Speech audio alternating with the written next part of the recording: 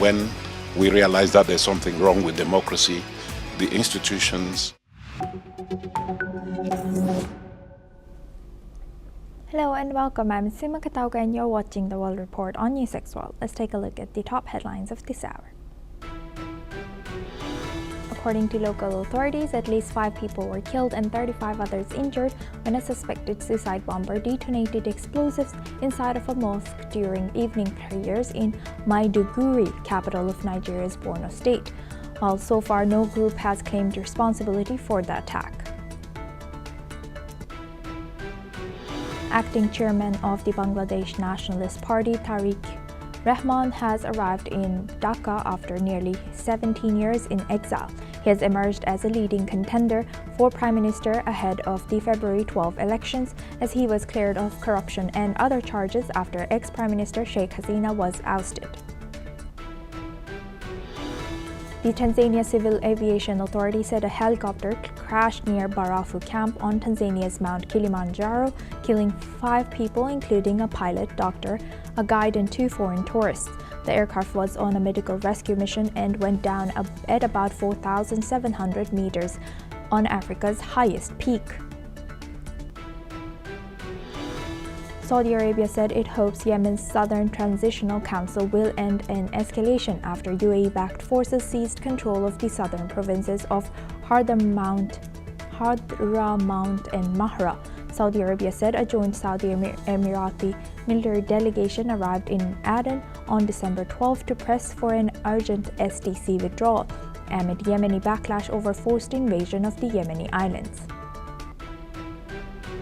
According to the U.S. Department of Homeland Security, U.S. Immigration and Customs Enforcement agents shot a man during an operation in Maryland after the driver of a van allegedly rammed federal vehicles and drove towards officers, prompting agents to open fire yesterday as local police now investigate the incident.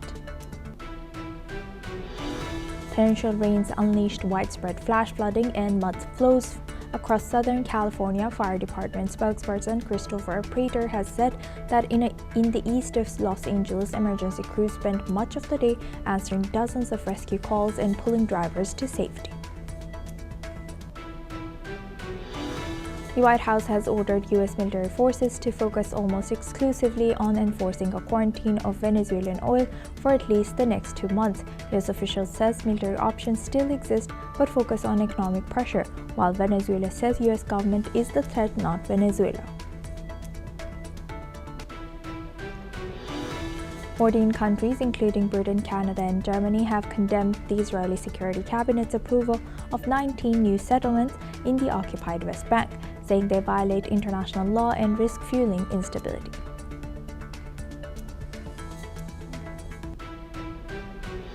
Now we start from Turkey. In Antakya, Turkey, Christians have gathered at the historic St. Pierre Church on Christmas Eve to celebrate Mass for the first time since the devastating earthquakes of February 6, 2023. Despite the destruction of many churches, including their own, the community finding hope and strength in coming together. While the city rebuilds, the Christian community faces fewer members and a somber atmosphere. Fatih Harigil, president of the Antakya Orthodox Church Association, shared that the number of attendees is growing as more people return to the city. Despite the hardships, the community finds comfort in their unity and the opportunity to gather for the holiday season. Let's listen into what some of the locals have shared. 2023 yılının 6 Şubat depreminde maalesef büyük bir yıkımla kilisemiz tamamen yıkıldı ve kilisemiz kullanılamaz hale geldi. Maalesef ki bu durumda ayin yapabilecek herhangi bir yerimiz yok şu anda. Tabii ki böyle işte küçük salonlarda ya da her toplanabildiğimiz her alanda ya da işte bazen de St. Pierre Kilisesi'ni kullanabiliyoruz. Şehir kalkındıkça, şehir ayağa kalktıkça ve sizin de dikkatinizi çekmiştir. Her sene yaptığımız Noel ayinlerindeki sayı gittikçe artıyor çünkü Antakya'ya dönen insan sayısı çok oluyor. O yüzden biz de bundan mutlu oluyoruz. Kutlamalarımız ve birlikteliğimiz çok daha güçlü bağlarla bağlıydı. Şu anda maalesef az sayıyla ve çok daha üzgün bir şekilde geçiriyoruz maalesef. Eskiyi özlüyoruz, deprem öncesini özlüyoruz. Az da olsa gördüğünüz insanlar bizi mutlu ediyor. Bu bayramlar bizi bir araya getiriyor. Bunun için mutluyuz. Ayakta olduğumuz için, birbirimizi görebildiğimiz için ve bu ayini burada yapabildiğimiz için mutluyuz.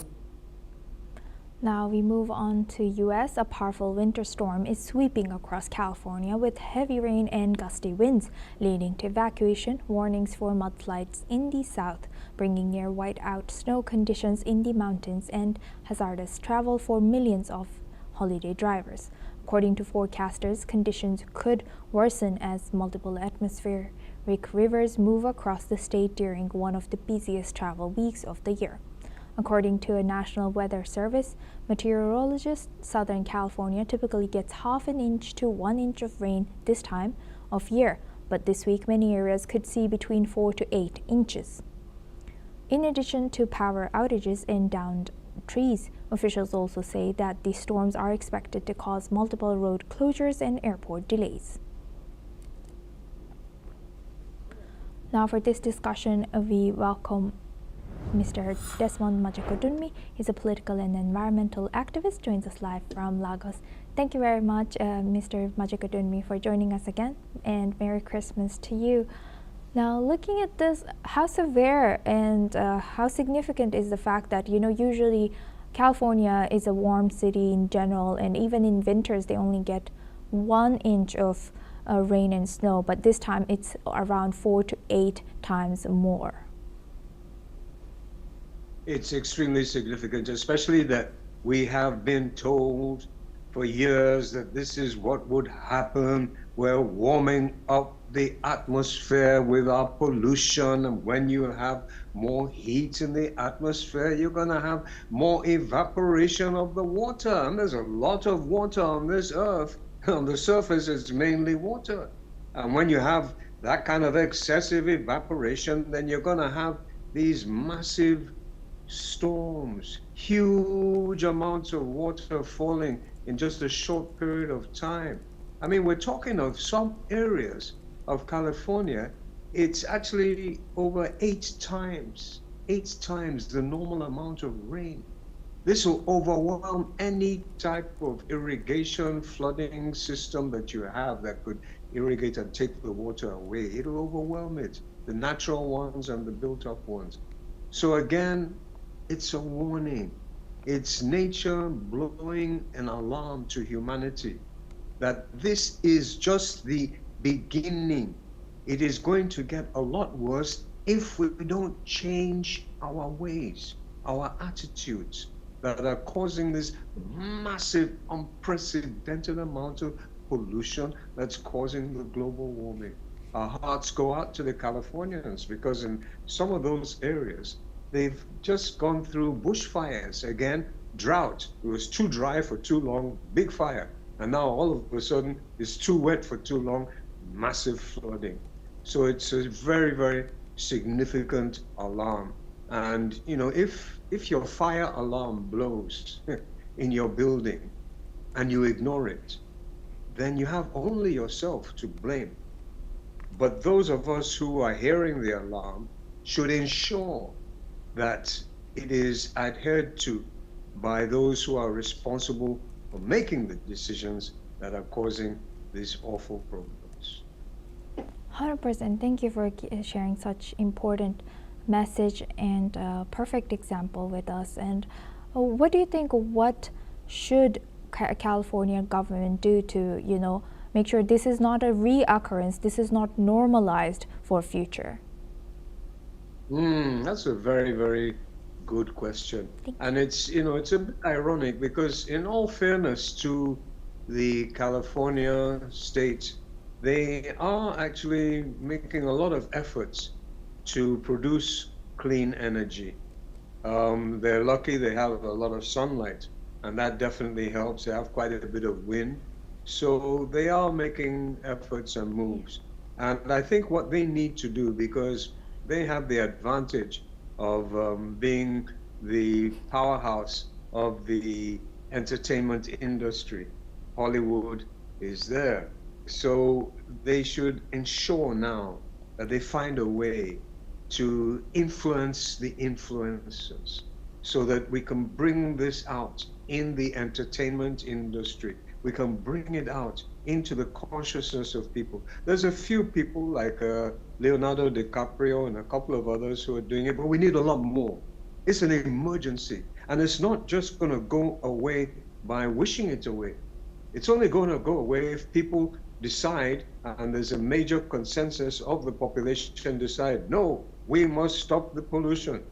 No, we must go into clean energy systems immediately. And California is in a good position to influence the rest of the country, the rest of the population. And they need to really, really concentrate on this, because it's by a changing of our attitudes, it's by a transformation of our minds away from just prioritizing profit, money, and put more emphasis on people, Mr. people's welfare. Yes. Mr. Majikudunmi, thank you very much for sharing that insight with us as a political and environmental activist from Lagos. Now we move on to Asia. Tariq-e-Rahman, acting chairman of the Bangladesh Nationalist Party (BNP), has returned to Bangladesh today, ending more than 17 years in self-exile in the UK. The elder son of former Prime Minister Khalida Zia, Rahman has left Bangladesh in 2008 amid legal and political pressures. Over the past year, Bangladesh's higher courts cleared him of major criminal cases, including the 2004 grenade attack and graft charges, paving the way for his political comeback. Rahman is now set to contest the February 2026 parliamentary elections as his mother remains unwell. His return marks a symbolic and practical shift in Bangladesh's politics, consolidating BNP leadership and strengthening its position as the main opposition party. Rahman is expected to complete voter registration on December 27th, meet supporters, and visit national sites honoring past leaders. Analysts see him as a potential prime ministerial candidate if the BNP secures a majority in the upcoming elections, amid a fluid political landscape following last year's uprising in the interim Yunus-led government. Now for this discussion, we welcome retired Major General A.K. Siwachi. He is a geostrategic expert, joins us live from New Delhi. Thank you very much, Major General, for joining us again, and a Merry Christmas to you. Now looking at this, how do you think this particular individual, Tariq-e-Rahman's return after 17 years will be reshaping the political balance, opposition dynamics in Bangladesh? How significant is his return? First of all, Merry Christmas to you and all the viewers. It's going to make a tremendous impact. Tariq Rahman is acting chairman of BNP. The way the political churning is taking place in Bangladesh, in case election take place on 12th February as it has been announced, the chances of BNP coming into power are very high, because the other main party, which was Awami League, has been banned, and they will not able to contest the election until unless they fight as an independent candidate. So their chances very high that BNP may come into power. And in case the BNP come into power, it is Tariq Rahman who is likely to be a prime minister candidate, because Khalida Zia, his mother, who has been a prime minister earlier, is not in a good health condition. So therefore, the point is that, once he has come back from UK, he is coming after 17 years, because there were a number of charges against him, corruption charges, money laundering, and even attempt to murder. That has been set aside now by the courts, and he has already landed in Bangladesh. There are about 20 lakhs people who have come to welcome him. So it's a very, very good sign. But one must understand as to what is the political situation as on today in Bangladesh. The radical elements are ruling the roost there. Jamaat-e-Islami, Bangla Islam, also Ansar Islam, Bangladesh Mujahideen, with the help of ISI, called in short, there is a radicalization, there is the anti-India movement, there is anti-minorities, even the media has been targeted. The aim of Muhammad Yunus is not to have election on 12th February. And therefore, with the help of these radical elements and ISI, a situation is being created that the law and order is not up to the mark, and the chances of holding election peacefully are very less on 12th February, and hence it is postponed. That is the basically roadmap which Mohammed Yunus is trying to do it. But the way situation is fanning out, yesterday only, his one of the advisor of from the Home Ministry has already resigned. It looks like that Mohammed Yunus is losing ground, and the chances of elections are becoming higher.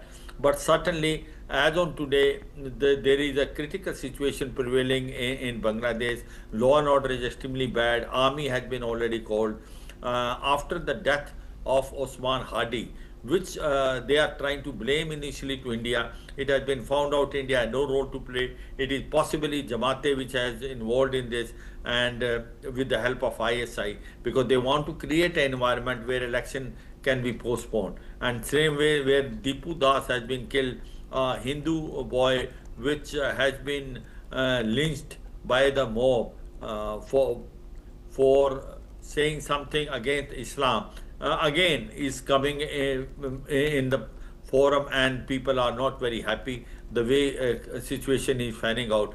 But all certainly one thing is there is a hope which has come now after Tariq Rahman has come, and possibly it looks there are chances that if election take place, the BNP come, and it is good for India. As far as India is concerned, India will like to open channel with any elected government, especially any political party which has already been in govern earlier, because India and Bangladesh enjoys a lot of very important relation. And remember that Bangladesh is economically dependent on India, the textile raw material, the power, then the food, as well as other items come from India to Bangladesh.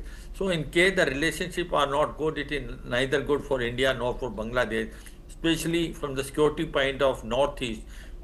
We will like to have good relations with Bangladesh. Otherwise, the insurgent group once upon a time has perished. Their camps can again come back in Chittagong.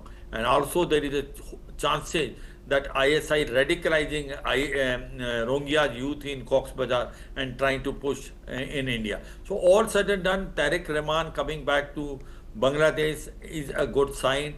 And in case the election take place and elections are fair and free, then the chances of BNP coming power high, and India will be in a very good position to open our channel with the BNP in case they come in power, because they still is a political party, and the way situation is fanning out, Mohammed Yunus must go, because he not at all controls the situation. It's the radical elements which are calling the shot, and Pakistan ISI is now increasing their footprint, and so is the China.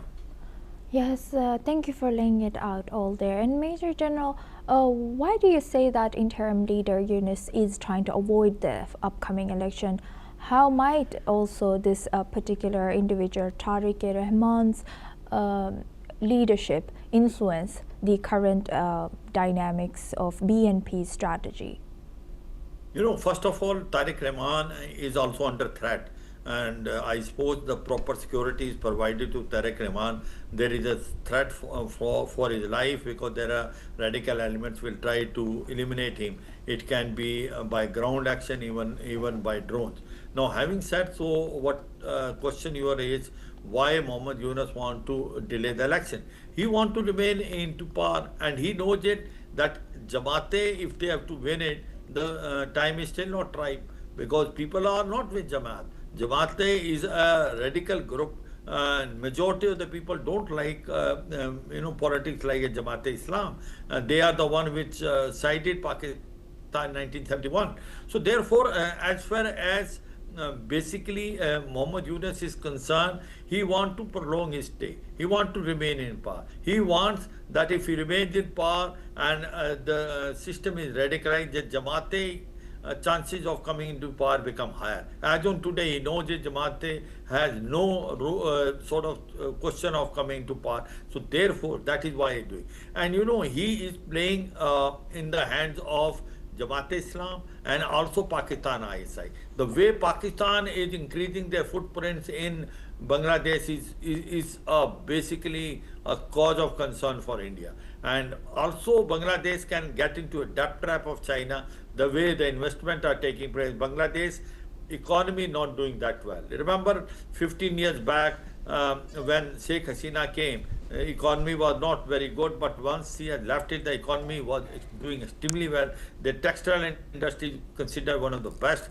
They were coming from least developed country to developed country, but all is gone with the wind now.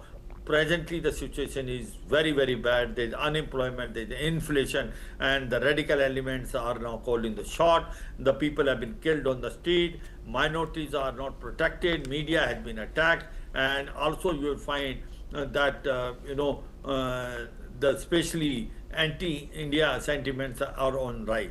So considering all this, to make like that, if Tariq Rahman has come back, if the election take place in time, and if the BNP come into power, he's likely to be prime minister, and India will welcome that, because India will like to maintain good relation with a government which has been elected by fair and free election. Thank you for highlighting it all that for us, Major General A.K. Sivachi. That it's a wrap on this discussion, but we move on now to India. At least 10 people have passed away after a bus collided with a truck and caught fire on a national highway 48 in Karnataka, India. The bus carrying 32 passengers from Bangalore to Shivamogga was en route to Gokarna when the truck reportedly crossed the road divider, causing the crash late Wednesday night. Several passengers were trapped in the burning vehicle, while 9 escaped unharmed. The truck's driver and cleaner were among the victims, while the bus driver and cleaner survived. The second bus carrying 45 school children narrowly avoided the collision. Indian Prime Minister Narendra Modi has offered condolences and announced compensation of $24,000 and for the families of the deceased and $600 for the injured. Karnataka Chief Minister has called for a full investigation. Authorities cleared the highway and continue recovery operations. The accident has raised concerns about road safety during the holiday travel season. Now for this discussion, we welcome our reporter and correspondent, Belly Thomas from Bangalore. Thank you very much, Mr. Thomas, for joining us again. Merry Christmas to you. What more can you tell us about this ongoing investigation and this accident? Ashuma, this was an unfortunate incident on the Christmas night. We can say here in Chitradurga district in Karnataka. The Hiriyur is the place where the accident had happened, where this sleeper coach bus from Seabird was traveling from Bengaluru to Gokarna, recognized the tourist destinations in Karnataka. So the bus was heading from Bengaluru to Gokarna, and when it reached the highway, National Highway 48 in Hiriyur Taluk of Chitradurga district, there was this truck, the fuel tanker that was coming from the opposite direction from Hiriyur towards Bengaluru. The driver lost control of the truck, which hit the road median and came into the other side of the road, resulting in a head-on collision with this bus that was carrying around 32 people. Out of them, 29 were passengers and 3 were bus crew members. And as of now, the authorities has confirmed that around 11 people have been killed and who have been identified in this accident, while several others are still found missing, and the authorities are trying to identify those people who have been charged beyond recognition in this ghastly accident. So since it was a collision between a fuel tanker and the sleeper coach bus, there was a lot of friction, and as soon as the accident happened, both the vehicles got engulfed in the fire, and a lot of combustible substances also contributed to the massive fire that enraged in no time, killing so many trapped passengers who were, most of them were asleep at that time. So the accident timing was around 2 a.m., wherein the locals who spotted this accident called for rescue services. The fire and emergency services were alerted at around 2:10,